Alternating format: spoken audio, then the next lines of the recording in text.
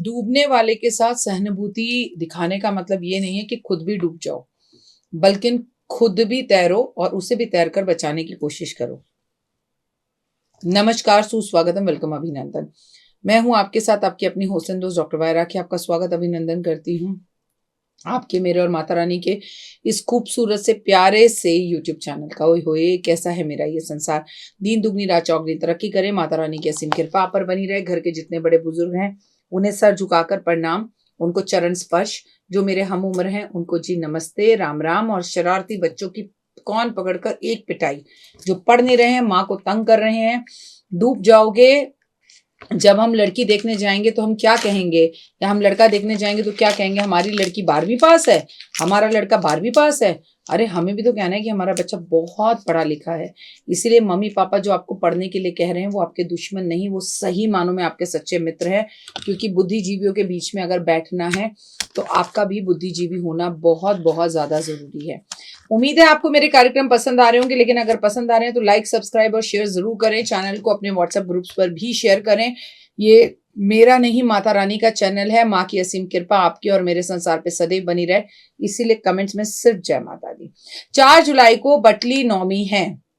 Butterly नौमी एक शुभ योग होता है, और क्योंकि ये 4 जुलाई को है और उसके बाद तो ओए होए ओए होए ओए होए, हमारा सावन का महीना 11 जुलाई से शुरू हो रहा है। आप सभी को सावन के महीने की बहुत बहुत शुभकामनाएं। शुभ काम। सनातन धर्म में भटली नौमी या बाटली नौमी का एक विशेष महत्व है। इसे ऐसा अनसूचा मुहूर्त बोला जाता है, मतलब अबूझा मुहूर्त, जिसमें आपको कोई मुहूर्त निकालने की जरूरत नहीं है। आसान शब्दों में कहें तो भटली नौमी के दिन आप किसी भी ज्योतिष की सलाह के बिना कोई भी शुभ कार्य कर सकते हैं, गृह प्रवेश कर सकते हैं, नया घर ले सकते हैं। ये मुहूर्त अपने आप में सर्व सिद्धि मुहूर्त होता है। इस तिथि पर सोना चांदी खरीदना या घर में राशन डालना बहुत ही अच्छा होता है। इस तिथि पर शुभ कार्य करने से ज्योतिष गणनाओं की आवश्यकता नहीं पड़ती। विवाह तक आप कर सकते हैं, मुंडन तक भी आप कर सकते हैं।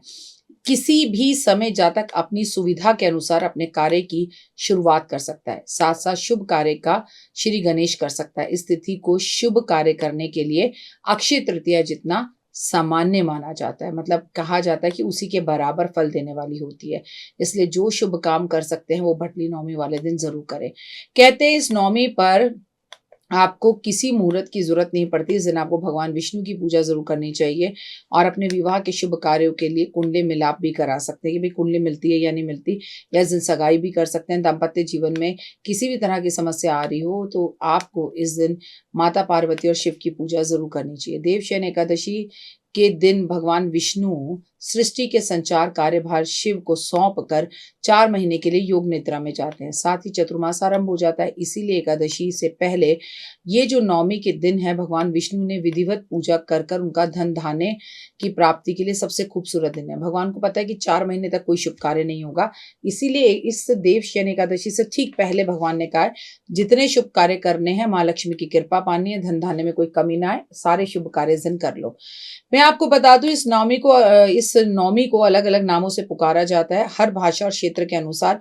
कहीं पर भडरिया नौमी कहा जाता है, कहीं भटली नौमी कहा जाता है, कहीं भडली नौमी कहा जाता है, कहीं भडली नौमी कहा जाता है, कहीं भद्रिया नौमी कहा जाता है, और अलग अलग जगहों पर बाटली नौमी के नाम से भी इसे जाना जा सकता है। लेकिन ये नौमी सिर्फ शुभ कार्यों के लिए ही मनाई जाती है। कोई भी शुभ कार्य अगर आपको करना है तो आप 4 जुलाई शुक्रवार का दिन, महालक्ष्मी का दिन, बहुत ही शुभ दिन। सबसे पहले अगर आपको मैं बोलूं तो इस दिन आपको अपने घर की झाड़ू बदलनी चाहिए। इस दिन आपको थोड़े से अक्षत जरूर लेने चाहिए।